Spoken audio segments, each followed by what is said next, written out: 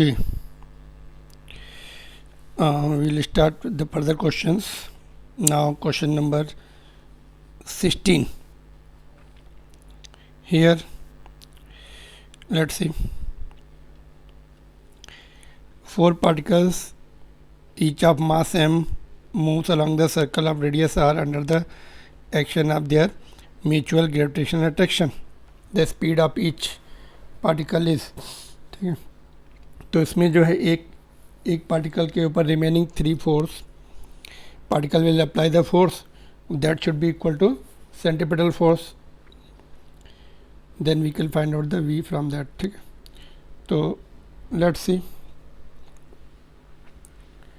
देखो, ये पार्टिकल को टारगेट किया हमने, ये इधर फोर्स लगा रहा है, ये इधर मैग्नीट्यूड में इक्वल होंगे, है ना. इनका जो 90 डिग्री पे नेट फोर्स जो है √2 टाइम्स 45 पे आ जाता है. फिर इस फोर्स के साथ ऐड कर देंगे उसको. ठीक है, तो सपोज साइड एल ली है, तो रेडियस के टर्म में ये आर और हाइपोटेनस 2r हो जाएगा. तो यहाँ पर 4r² आ गया. तो साइड एल एंड रेडियस का रिलेशन ये आ जाएगा. ठीक है, this is L and this is R, radius यहाँ तक. तो now force on A by B and D, A पर इधर और इधर इक्वल लगाएंगे ये फोर्स, और नेट फोर्स √2 टाइम्स हो जाता है. इक्वल मतलब मैग्नीट्यूड में इक्वल, तो ये हो गया. And force on A by C जो है यहाँ पर, उसका फोर्स निकाल लिया. डिस्टेंस बढ़ गई है तो इसका यहाँ पे 4r² हो गया. नाउ दोनों फोर्स एक ही डायरेक्शन में हो जाएंगे तो ऐड हो जाएंगे ये. ठीक है, इतना आ गया. Now this net force provide the required centripetal force on this particle. एक पार्टिकल का सेंट्रीपिटल फोर्स लिख दिया mv²/r, और सिंप्लीफाई किया तो v का रिलेशन हमें मिल गया. तो this is the answer. Got it. 17 पे आते हैं. 3 particles each of mass m are placed at the 3 corners of the equilateral triangle of side A. The force exerted by the system on the another particle of mass capital M at midpoint of the side and at the center of the triangle. तो mid point पे देखो vector law से यहाँ पर, तो ये दोनों तो इधर इक्वल फोर्स लगाएंगे, नेट फोर्स 0 हो जाएगा, और ये वाला उसको ऊपर खींचेगा, तो इसी का फोर्स बचेगा बस ऊपर. तो ये डिस्टेंस निकाल लो, y tan theta is equal to y upon this distance half of the sides. तो y मिल गया, तो y की वैल्यू यहाँ पे पुट कर दी. ये r का काम करेगी, r², तो ये हो जाएगा. और सेंटर पे तीनों इक्वल लगाएंगे फोर्सेस ऐसे, एंड 120 एंगल बनेगा, तो उससे नेट फोर्स 0 आता है. सारे वेक्टर्स नेट फोर्स 0 देते हैं 17 मिड पॉइंट पे अगर है. ठीक है, तो नेक्स्ट क्वेश्चन देखते हैं. Suppose the gravitational force varies inversely proportional to nth power of the distance the time period of the planet in circular orbit of radius r around the sun will be. Now centripetal force is equal to gravitational force, और omega को 2π/t लिख के proportional देख लिया क्या आ रहा है, बाकी कांस्टेंट छोड़ देंगे. Similar to the previous question, centripetal force is equal to gravitational force है ना, ओमेगा को 2π/t पुट कर सकते हैं. सिंप्लीफाई किया, ये r इधर आ जाएगा, r⁻n+1 हो जाएगा. ठीक है, क्रॉस मल्टीप्लाई करके ये आ जाएगा, बाकी कांस्टेंट छोड़ दो, रूट ले लेंगे तो ये आ जाएगा. इसको चेक कर सकते हैं. नॉर्मली n कितना होता है, 2 होता है. ग्रेविटेशनल न्यूटन्स ग्रेविटेशनल लॉ से 2 होता है ना, तो यहाँ पे t² direct proportional to r⁻³ आ जाएगा. स्मॉल r होता है, यहाँ पे उन्होंने ऑर्बिटल रेडियस कैपिटल R दिए, तो we have to take like that. ठीक है, now just let me see questions, we have done it properly.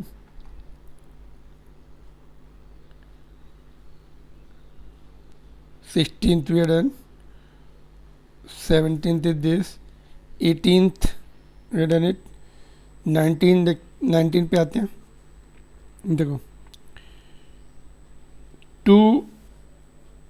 two spherical bodies of mass m and 5m and radius r and 2r respectively are released in the free space with the initial separation between their centers 12r. If they attract each other due to the gravitational force only, the distance covered by the smaller body just before collision. So no external torque, center of mass will remain there only. तो using that property we can just find out. तो अगर centre of mass move नहीं करता तो m1 x1 is equal to m2 x2 वाला formula. तो ये diagram है तुम्हारे सामने, ठीक है. तो from the law of conservation of linear momentum m1 x1 is equal to m2 x2. x1 जो है सेंटर ऑफ मास से डिस्टेंस है पहले पार्टिकल की, h2 दूसरे पार्टिकल की सेंटर ऑफ मास से डिस्टेंस है. तो यहाँ से सॉल्व किया हमने. तो h2 जो है x1/5. x1 is traveling 5 times of h2, मतलब first particle. Light particle will travel more, similar to the suppose object, हमने एक बॉल को छोड़ा अर्थ के समाइट से, तो बॉल ज़्यादा डिस्टेंस ट्रेवल करती है, अर्थ कम ऊपर आती है, ऑलमोस्ट नेग्लिजिबल आती है ना. जितनी मैसिव होगी उतनी कम ट्रैवल करती है. यहाँ पर भी 1/5 ट्रैवल करेगी अगर मास 5m है ना. तो वहाँ से फिर हमने रिलेशन, अभी देखो यहाँ पर डिस्टेंस देखो, दोनों के सेंटर से डिस्टेंस जो है तुम्हारा 12 आ रहा है. तो ये r और ये 2r, तो उनके इन पॉइंट से 12 - 3 तो 9r बचेगा. अभी ऐसा करो, यहाँ इस पॉइंट पे एक छोटा पॉइंट मास एज्यूम कर लो m1, इस पे m2 एज्यूम कर लो. अभी ये ऐसे ऐसे आगे आएंगे, कहाँ पे टकराएंगे, इधर से x1 इधर से x2. That's what we have to find out, ठीक है. तो अभी effective distance x1 + x2 is 9r.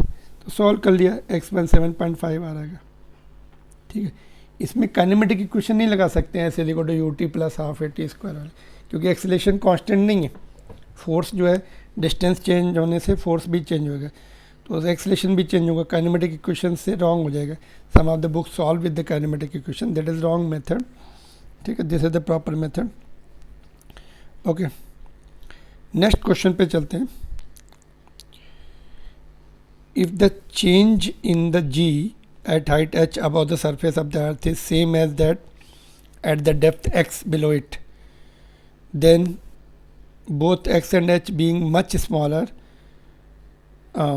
than the radius of the earth, तो what is the relation between them? तो change is same है ना, सेम है तो इक्वेट कर सकते हैं. लेसर हाइट वाला हाइट का फार्मूला लगेगा. हाइट जो है लेसर हाइट के लिए फार्मूला ये था, g1 - 2h/r वाला था. तो चेंज दिया तो चेंज लिखते हैं यहाँ पर, g - g एट हाइट ऐसे लिखेंगे. देखो चेंज में कैसे लिखेंगे, g at the surface - g at the height is equal to g at the surface - g at the depth. तो स्मॉलर हाइट वाला फार्मूला पुट कर दिया यहाँ पर, डेप्थ का तो सभी डेप्थ के लिए सेम है, पुट कर दिया. तो यहाँ से कैंसिल हो जाएंगे, ये भी कैंसिल हो जाएगा, माइनस भी कैंसिल हो जाएगा और r भी कैंसिल हो जाएगा. 2h is equal to x आ जाएगा, x is equal to 2h, ठीक है. अगर ये d दिया होता है यहाँ पर है ना, x की जगह d दिया होता है तो d is equal to 2h आता है. डायरेक्ट टू होम वाला फार्मूला स्टैंडर्ड फॉर्म में ऐसे लिखते हैं हम लोग, d is equal to 2h ऐसे आता है. बिकॉज x दिया तो अभी हम नहीं बना सकते, d के टर्म में बना सकते.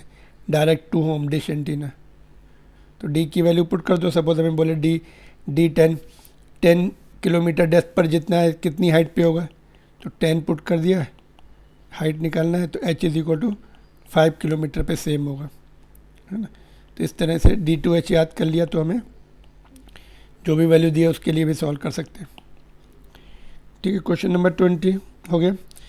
21 में क्या कर रहे हैं हम लोग, the time period of simple pendulum on freely moving artificial satellite is. Artificial satellite के अंदर जो है वेटलेसनेस की इक्वेशन आती है, जीरो ग्रेविटी की सिचुएशन आती है because of rotation revolution.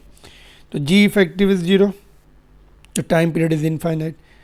No restoring force, इसलिए एक बार अगर तुमने डिस्टर्ब करके छोड़ दिया पेंडुलम वापस नहीं आएगा, है ना. वापस नहीं आएगा मतलब ऑसिलेट नहीं कर रहा है, ऑसिलेट नहीं कर रहा है तो टी इनफाइनाइट. तो जी इफेक्टिव इज 0. तो ये वैसे फार्मूला भी होता है, उससे भी हम देखेंगे. Anything divide by 0 is infinite. 22 two planets having the same average density but their radii are r1 r2. If the acceleration due to gravity on this planets B G1 and G2 respectively, find their ratio. ठीक है, तो we know x ji is equal to, actual में जी क्या होता है, जी जो होता है Gm/r² होता है ना। तो मास की वैल्यू पुट करो तो वॉल्यूम इंटू डेंसिटी, तो आर क्यू और नीचे r² है तो ऊपर r बचता है ना। तो ये रिलेशन आ गया, तो बस रेशो निकाल लिया, डेंसिटी भी सेम है तो कैंसिल हो जाएंगी, R1/R2 will be the ratio. Next one is when the body is taken from the equator to the poles, its weight, poles पर जी ज़्यादा है तो वेट विल इंक्रीज, है ना। बी ऑप्शन है 23rd का, इंक्रीज है ना, यहाँ पे 24, if mass of the body is m on the earth's surface, then mass of the same body on the moon's surface, mass doesn't change and independent of the g, it will remains same, 24 का C। 25, if the earth stops rotating, the value of g at the equator will, okay, let's see the formula। Rotational effect का formula क्या, g dash is equal to g minus r omega square cos square lambda, lambda latitude angle होता है। Rotation बंद हो गया तो ये zero हो गया, तो ये पूरा टर्म ही ज़ीरो हो गया, तो g dash is g, minus वाला टर्म जो है हट गया, इसका मतलब effective g will increase, A option. ठीक,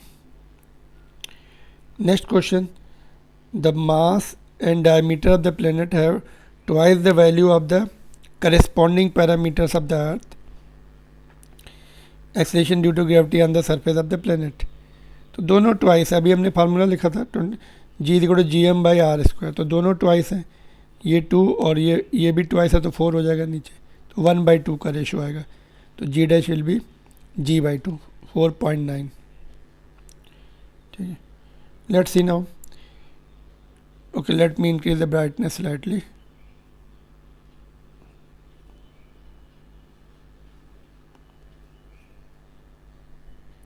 Okay, now r is the radius of the earth and omega its angular velocity, gp is the value of g at poles, the effective value of g at latitude, lambda is equal to 60। put the value in the formula here, lambda 60 है तो 1/2 का square, तो ये answer हो जाएगा, ये rotational effect का formula होता है। ठीक है, the next one, depth d at which the value of acceleration due to gravity becomes 1/nth times the value at the surface।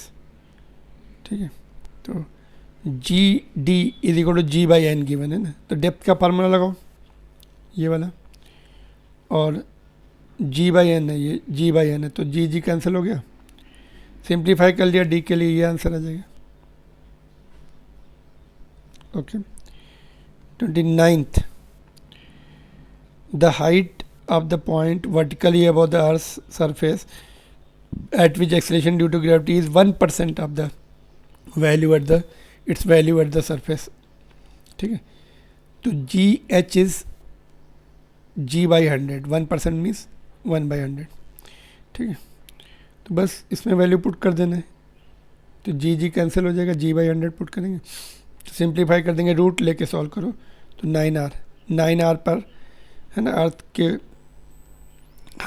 Above h is equal to 9r, centre से distance कितनी हो जाएगी 10r, centre से पूछेंगे तो r add करना है। ठीक है, ध्यान रखना है इसका, नहीं तो मिस्टेक हो जाएगी, स्मॉल r पूछा तो 10r लिखना है। ठीक है, तो नेक्स्ट वन इज, यहाँ पे हाइट पूछा था जस्ट तक ना, अबव द अर्थ सरफेस पूछा था, बट सेंटर से पूछेंगे तो 10r आंसर होगा। ठीक, next one is an object weighs 72 newton on the earth surface,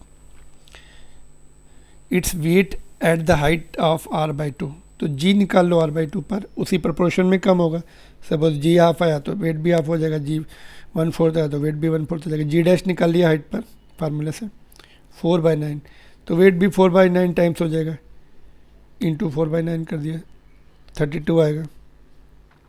31, the angular velocity of the earth with which it rotate so that acceleration due to gravity on 60 degree latitude becomes zero. तो g dash zero, rotational effect वाले फार्मूले में जी dash zero put कर दो और omega को omega dash लिख के सॉल्व कर लो ओमेगा डैश के लिए। आर 6400 किलोमीटर होता है, मीटर में कन्वर्ट कर लिया, ये उसकी ओमेगा स्क्वायर लेमडा की वैल्यू है, सॉरी कॉस स्क्वायर लेमडा की वैल्यू। सिंप्लीफाई कर लेंगे इतना आ जाएगा, दिस इज़ 1/400 है ना नियरली, तो उसकी वैल्यू सॉल्व करके निकाल ली 31। ठीक, 32, the depth at which effective value of acceleration due to gravity is g/4। ठीक है, g d is equal to g/4 put करके सॉल्व कर लो डायरेक्ट, 3r/4 आ गया, फार्मूला बेस्ड क्वेश्चन।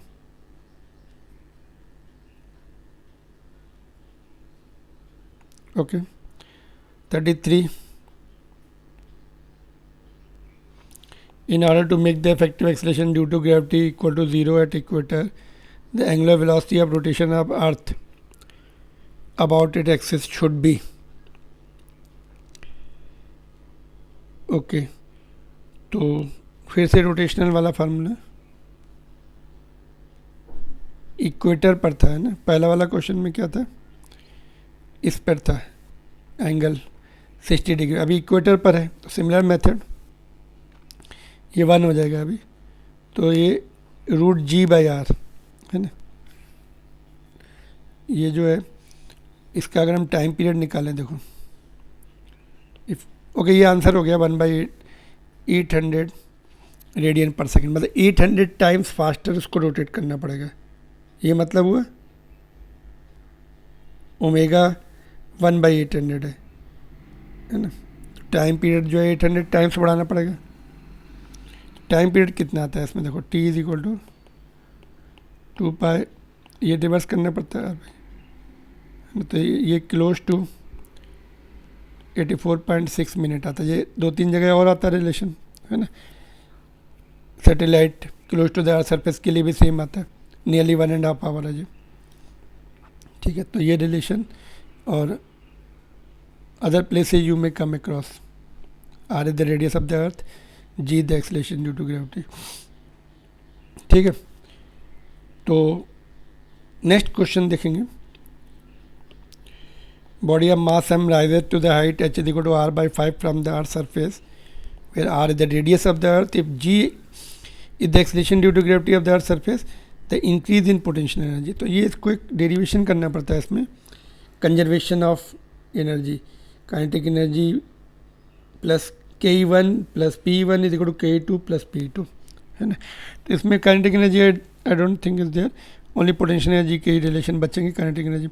तो जब हम वैल्यू पुट कर देते हैं और सिंप्लीफाई करते हैं तो ये आ जाता है, देखो अर्थ सरफेस के लिए एक स्टैंडर्ड रिजल्ट मान लो है ना, कहाँ से आएगा ऐसा, कंजर्वेशन ऑफ एनर्जी से,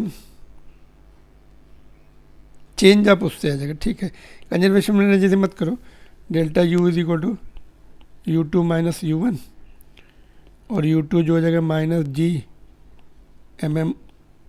प्लस H, और ये माइनस माइनस अर्थ सरफेस पे कितना है Gm/r, इसको सिंप्लीफाई करने से ये आ जाता है। ठीक है, इसको एज ए स्टैंडर्ड रिजल्ट याद रखो, लेकिन अर्थ सरफेस से ही, अदरवाइज अर्थ सरफेस से नहीं है तो फिर बेसिक पे जाओ इससे है ना, पोटेंशियल एनर्जी के फार्मूले माइनस Gm1m2/r है ना, आर सेंटर से लेंगे, एक तो अर्थ का हो जाएगा, एक पॉइंट मास का हो जाएगा, तो सेंटर से ही डिस्टेंस रहेंगे ना।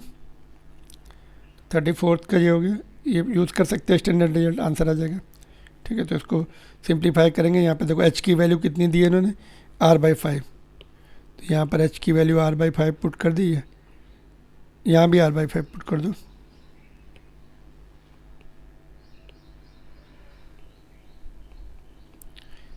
नहीं h के टर्म्स में ही है क्या, अगर ऊपर h ही है ठीक है, देन डोंट पुट इट, ऊपर h रखा है, नीचे उन्होंने h की वैल्यू पुट की एनीवे। ठीक है, तो let it be like that. अगर एच की वैल्यू यहाँ r/5 पुट करते हैं यहाँ भी, तो 5 कैंसिल हो जाएगा, तो mg/6 आ जाएगा ना. Anyway the way it is given you have to write. Now if in gravitational field at point where the gravitational potential is 0, the gravitation option देखते हैं, the gravitational field is necessarily 0. No, it is not necessary. The gravitational field is not necessarily 0 because potential हमने infinite पे zero लेते, origin पे zero ले सकते हैं, है ना. ओरिजिन से 5 मीटर अवे ज़ीरो ले सकते हैं. सपोज़ कोई पार्टिकल है ना, ओरिजिन से 1 मीटर अवे, और उसकी फील्ड 5 मीटर अवे जो है कुछ आएगी, डिस्टेंस 4 हो जाएगा, है ना. तो उससे फील्ड निकाल सकते हैं. बट पोटेंशियल हम कहीं भी ज़ीरो ले सकते हैं, उस पॉइंट पे ज़ीरो लेके सॉल्व कर सकते हैं, है ना. तो field need not to be zero there. ठीक है, that's all. This much will continue from the 36th question onward. Okay.